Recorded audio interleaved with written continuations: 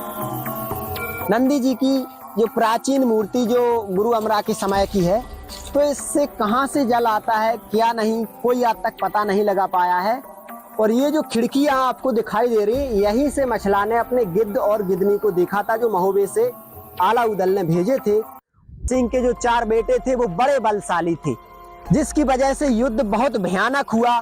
और अंत में जब ज्वाला सिंह को ऐसा लगा कि अब वो हार जाएगा और उसे बंदी बना लिया गया, तब उसने अपनी बेटी सूरापंखनी की शादी आला के पुत्र इंदल के साथ कर दी और उनकी मित्रता हो गई और उसने इस किले पर अपना स्वतंत्र राज चलाया। ये देखिए, ये कोई सैनिक है जो आज भी यहाँ पर पत्थर बना हुआ है। ये उसी समय युद्ध में पत्थर बन गया था। यहाँ पर छोटे छोटे जो कंकड़ पत्थर आपको दिखाई दे रहे हैं, ये मात्र इसी वजह से दिखाई दे रहे हैं क्योंकि यहाँ पर भयंकर युद्ध हुआ था। यहाँ पर आपको दिखाई दे रही होगी एक चट्टान जैसी, ये कोई चट्टान नहीं है। उस समय जब यहाँ पर भयंकर युद्ध हुआ तो इतने सारे सैनिक पत्थर बन गए कि सबको गुरु अमरा ने जब वापस मंत्र पढ़ पढ़कर इंसान बनाया तो उसमें बहुत अधिक समय लग गया। उधर युद्ध की जो स्थिति थी वो काफी गंभीर थी, तो कुछ सैनिक यहाँ पर रह गए जो आज भी पत्थर के हैं। आज भी आप उनको देख सकते हो, ये सैनिक यहाँ पर पड़ा हुआ है। और इन पत्थरों को देखिए, ये पत्थर हैं, लेकिन ये पत्थर नहीं है, कुछ टूट फूट भी हो चुकी है। ये इंसान है, ये महोबे के वो वीर सैनिक हैं जिन्होंने अपनी यहाँ पर वीरता की कहानी को आज भी दर्शाया हुआ है। यहाँ पर देखिए कुछ गड्ढा वगैरह दिया गया है क्योंकि यहाँ पर किसी सेनापति जो पत्थर के बन गए थे उनको रखा गया था, लेकिन यहाँ पर गड्ढा वगैरह किया गया है। लोगों ने सोचा कि यहाँ पर कुछ धन वगैरह हमें मिलेगा, जिसकी लालच के चलते यहाँ पर खुदाई हुई और उन पत्थरों को पीछे धकेल दिया गया। इस पूरी पहाड़ी पर जहां जहां आपको छोटे छोटे जो पत्थर दिखाई दे रहे, ये सब महोबे के उस समय के सैनिक थे जिनको गुरु अमरा ने पत्थर से सैनिक बनाना भूल गए, या ये कह लीजिए कि उस समय इतना समय ही नहीं मिला इस सब को फिर से इंसान बना सके। और आज भी ये पत्थर इंसान बनने की आस लिए यहाँ पर पड़े हुए हैं। इधर आप देखोगे तो पूरा किला आपको मैं दिखाना चाहता हूँ। ये किला कोई छोटा मोटा किला नहीं है, लगभग 10 से 15 एकड़ में पहाड़ी की बहुत भयंकर ऊंचाई पर ये बना हुआ है, जिसके ऊपर जाना असंभव है, चढ़ाई करना इस पर असंभव है क्योंकि चारों तरफ एक बहुत बड़ी पहाड़ी को एक कवर किए हैं और इसकी जो दीवार है पूरी पहाड़ी पर गोल गोल कवर करते हैं। यानी कि इसकी दीवार को अगर नापा जाए तो 4 से 5 किलोमीटर लंबी दीवार होगी। इसी पहाड़ी पर हम आपको अभी लेकर चल रहे हैं और पहाड़ी पर आपको इस किले का एक एक पॉइंट दिखाने वाले हैं। बताया जाता है कि राजा ज्वाला सिंह ने मछला का जो पलंग महोबा से मंगवाया था देवी माता की सहायता से, वो पलंग एक दिव्य पलंग था। आज भी इस महल में वो पलंग हमें देखने को मिलता है। हम उस पलंग को भी दिखाएंगे, मछला किस सतखंडा महल में रही थी वो भी दिखाएंगे। उस सबसे ऊपर वाले सतखंडा महल पर हम चलेंगे, लेकिन उसके पहले हम आपको लेकर चल रहे हैं गुरु अमरा के आश्रम पर। गुरु अमरा का वो प्राचीन आश्रम हम आपको दिखाने वाले हैं। उसके बाद हम आपको जहां पर इंदल की बलि दी गई थी और इंदल का कटा हुआ सर आज भी वहां पर देवी माता की जो हाथों में पड़ा हुआ है वो आपको हम दिखाने वाले हैं। उसके बाद हम चलेंगे किले पर। वीडियो थोड़ा लंबे होने वाला है, लेकिन यूट्यूब इतिहास में इस तरह से पूरी जानकारी किसी ने भी नहीं दी होगी, क्योंकि काफी मेहनत करने के बाद हमें ये किला मिला है और काफी मशक्कत करने के बाद हमने गुरु अमरा का आश्रम और इंदल की जहां पर बलि दी गई थी वो जगह ढूंढी है। इन तीनों जगह में कोई भारी डिस्टेंस नहीं है, 2-2 किलोमीटर से और भी थोड़ा कम दूरी है, लेकिन हम इनको सबको बारी बारी से कवर करते हैं।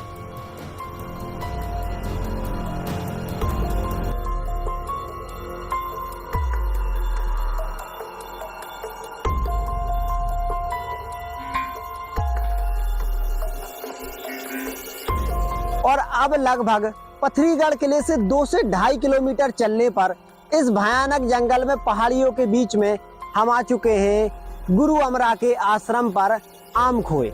इसे आमखोए बोला जाता है। गुरु अमरा के द्वारा लगाए गए 1000 वर्ष पुराने आम के वृक्ष आज भी आपको देखने को मिलेंगे, जो चारों तरफ इस भयानक जंगल में आज भी लगे हुए हैं। आप इनकी मोटाई देखकर ही समझ सकते हो कि ये उसी समय के आम हैं। इसी वजह से इस आश्रम का नाम आम खोए पड़ गया। अंदर गुरु अमरा की जो समाधि वगैरह भी है और उनकी सुरंगें वगैरह भी हैं, जिसकी मदद से वो कहीं और भी पहुंच जाया करते थे। ये बहुत ही सिद्ध आश्रम है, यहाँ पर कभी पानी की भी कमी नहीं होती है और इन प्राचीन आमों से इसकी पहचान है। तो चलिए अंदर चलते हैं।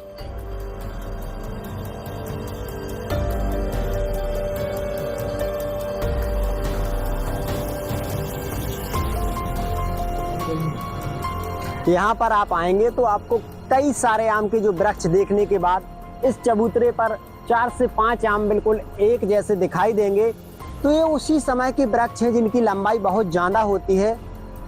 यहाँ पर जब मछला का हरण हो जाता है और किसी भी तरह से महोबे वाले जब पथरीगढ़ के राजा ज्वाला सिंह से विजय नहीं पा पाते हैं, उनके सारे सैनिक पत्थर के बन जाते हैं, तब केवल आला, उदल और इंदल ही बचते हैं। और जो मलखान थे वो सिरसागढ़ में थे। तब आला अपने पुत्र इंदल को मलखान के पास भेजते हैं और मलखान जब आते हैं, यहाँ की स्थिति को देखते हैं, तो वो समझ जाते हैं कि गुरु अमरा के सिवा कोई भी उनकी मदद नहीं कर सकता।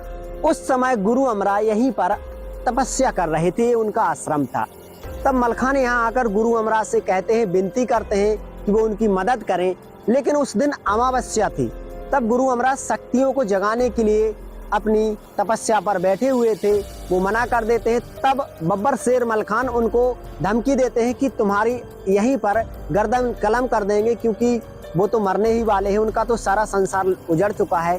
तब जाकर कहीं डर के माध्यम से गुरु अमरा उनकी मदद करते हैं। उस मंदिर में जाकर देवी को सिद्ध करते हैं और देवी फिर से महोबे की सेना को इंसान बना देती है। तो आइए गुरु अमरा के आश्रम के अंदर चलते हैं। यहाँ पर उस समय का एक और चमत्कार आपको देखने को मिलेगा। यहाँ पर एक गौमुख है जिससे लगातार पानी निकलता रहता है। कहाँ से आता है क्या नहीं, ये कोई पता नहीं लगा पाया आज तक। यहाँ देखिए, तो यहाँ पर आपको निर्मल जल दिखाई दे रहा होगा। और यहाँ देखिए, यहाँ पर आपको देखने को मिलेगा वो नंदी जी का गौमुख, जो मैं आपको दिखा रहा हूँ। ये देखिए, नंदी जी की जो प्राचीन मूर्ति जो गुरु अमरा के समय की है। तो इससे कहाँ से जल आता है क्या नहीं, कोई आज तक पता नहीं लगा पाया है। साल के 12 महीने 24 घंटे यहाँ से जल निकलता रहता है। ये स्थान की एक बहुत बड़ी खूबी है, पवित्रता है। अब तक कोई भी इसका पता नहीं लगा पाया है। प्रणाम करते हैं नंदी जी को और चलिए अब अंदर ही चलते हैं आश्रम के।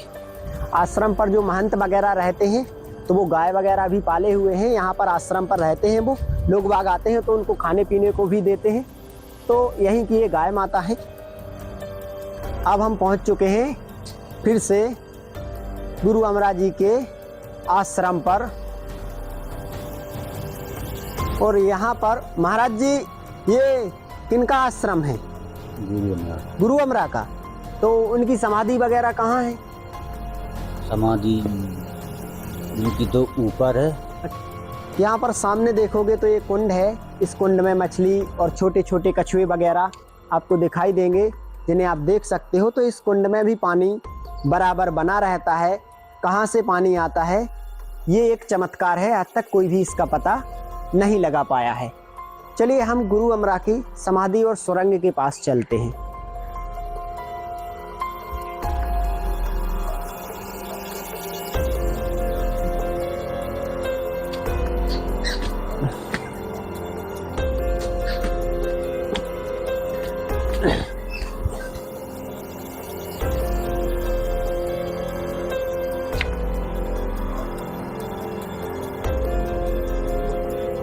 तो अब हम आ चुके हैं गुरु अमरा जी के समाधि पर। यहाँ पर देखिए तो गुरु अमरा जी के आपको दर्शन होंगे, जिन्हें आप देख सकते हो। ऐसा लग रहा है जैसे मूर्ति नहीं, स्वयं गुरुदेव हमारे सामने विराजमान हो।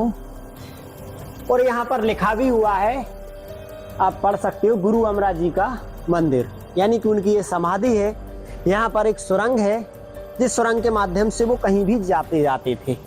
वो सुरंग भी मैं आपको दिखाने वाला हूँ। यहाँ देखिए, यहाँ पर वो प्राचीन रहस्यमय सुरंग है। इस सुरंग के माध्यम से वो अंदर कई जगहों पर निकलती थी ये सुरंग, और इन सुरंगों के माध्यम से वो कई स्थानों पर पहुंच जाया करते थे। तो ये तो देखा हमने गुरु अमरा जी का आश्रम, उनकी समाधि।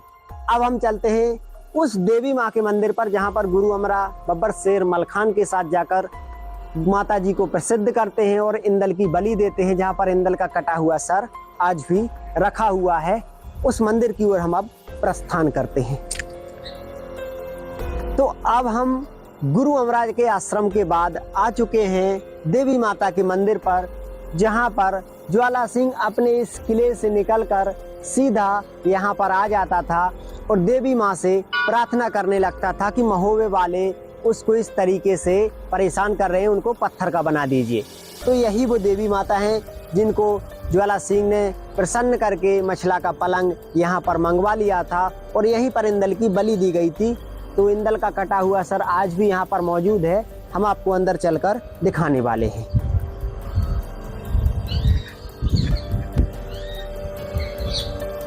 समय की प्राचीन कुइया है जो सीधा पत्थर ही पत्थर से इसका निर्माण है, जिसमें आज पानी का अभाव देखने को मिलता है। लगभग इसमें पानी नहीं है, खाली हो चुकी है। लेकिन ये बहुत प्राचीन कुइया है। लगभग उसी समय राजा महाराजाओं ने इसका निर्माण करवाया था।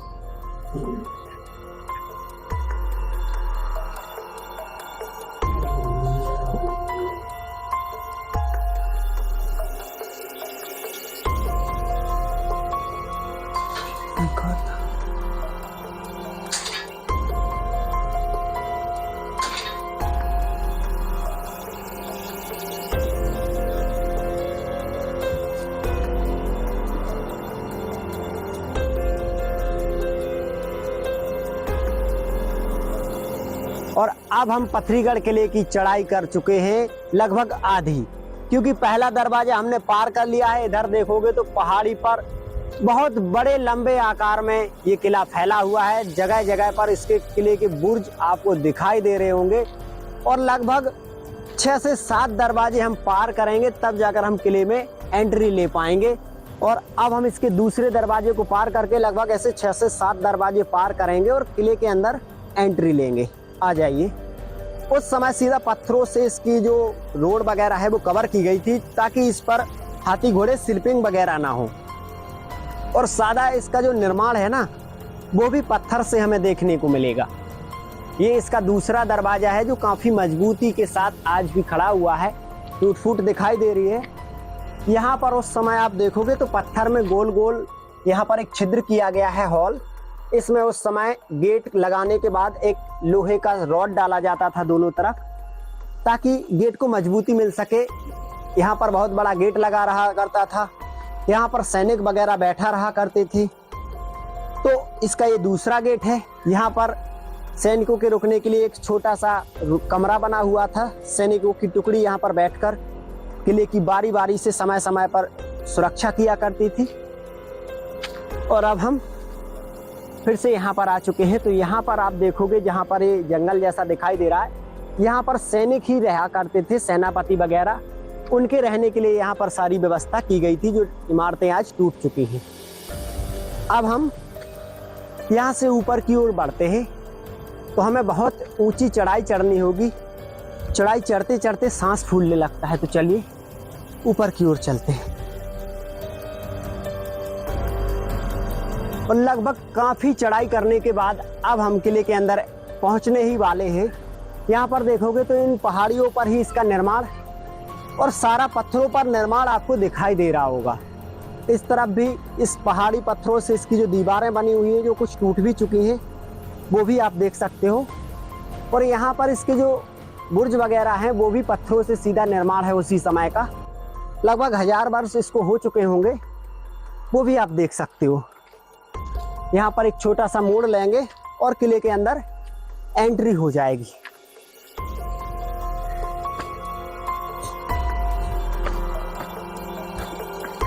यहाँ पर आप देखोगे तो सीढ़ियों में सीधे पहाड़ी पत्थरों को रख दिया गया है और कुछ सीढ़ियां पार करके हम इस पत्थर से बने हुए दरवाजे को पार करेंगे और सीधे किले के अंदर एंट्री ले लेंगे। उस समय यहाँ पर सैनिक वगैरह बैठा रहा करते थे। यहाँ पर भंडारा वगैरह चल रहा है अभी। यहाँ पर श्री हनुमान जी महाराज का बहुत प्राचीन मंदिर है, तो यहाँ पर भंडारा चल रहा है अभी। और इस तरफ लगा हुआ है राजा ज्वाला सिंह का सतखंडा महल, यानी कि वो सतखंडा महल जहाँ पर मछला को रखा गया था, वहाँ पर हम पहुँचने वाले हैं। तो इसका यहाँ पर दरवाजा है जो मुख्य दरवाजा है, लेकिन मुख्य दरवाजे से हम वहाँ पर नहीं पहुँच सकते, इसलिए हम दूसरे रास्ते से सतखंडा महल पर आगे बढ़ते हैं। आ जाइए, देख सकते हो सारे महल की कैसी दुर्दशा हुई है। सारी जो दीवारें हैं, सारे जो कमरे हैं वो टूट चुके हैं, क्योंकि पत्थर से ही निर्माण था और पत्थर सारे बिखरे पड़े हुए हैं। एक समय यहाँ पर बहुत सारे कमरे बने रहते थे और सैनिक वहाँ पर जो छिद्र दिखाई दे रहे हैं वहाँ पर खड़े होकर इसकी सुरक्षा किया करते थे। लेकिन वक्त का प्रभाव ऐसे पड़ा कि आज ये इतनी खूबसूरत विरासत खंडर में तब्दील हो गई। यहाँ पर देखने को मिलती है तो टूटी फूटी दीवारें, जिनके सर से छत का साया गायब है। यहाँ पर आप देखोगे तो सैनिक खड़े होकर सुरक्षा किया करते थे इस किले की 3 तरह से, एक इस तरफ रखकर इस तरफ। और यहाँ पर जो छोटे छोटे छिद्र बने हुए, इनमें गर्म खौलता हुआ पानी जब कोई सैनिक इस किले पर चढ़ने की कोशिश करता था तो डाला जाता था। यहाँ पर आइए, तो यहाँ पर एक छोटा सा दरवाजा है जो महल से सीधा यहाँ पर आता है और इसकी छत का राजा पथरीगढ़ के ज्वाला सिंह का जो यहाँ रहन सहन था, जो काफ़ी साल पुराना हो चुका है, उसके बारे में जानकारी निकाल रहे थे अपन और आप लोग को दिखा रहे हैं सब कुछ, हर चीज़। तो यार वीडियो को तो एक लाइक बनता है, और इतनी मेहनत से वीडियो बनाए होंगे हम लोग, ये आप लोग को भी पता होगा, ठीक है ना। और दूसरी चीज़, आज स्टेप बाय स्टेप वो बताने जा रहे हैं जो किसी ने आपको नहीं बताया होगा। ऐसा काम तो कोई बताता नहीं है, बस वही है पिक्चर, वीडियो, एडिटिंग, कॉमेडी, ये सब डाल देते हैं। ये अपन को वो नहीं है, और अपन वो चीज़ बताते हैं रहस्यमय चीज़।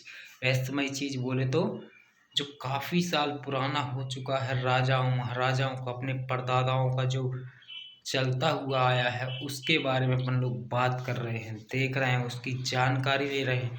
तो आप लोग भी इसकी जानकारी लीजिए और वीडियो को अंत तक देखना, ज़रूर देखें और हमारे चैनल में बने रहना, और हमारे चैनल में को सब्सक्राइब करना और एक प्यारा सा बेल आइकन को प्रेस कर देना और सब्सक्राइब ज़रूर कर लेना।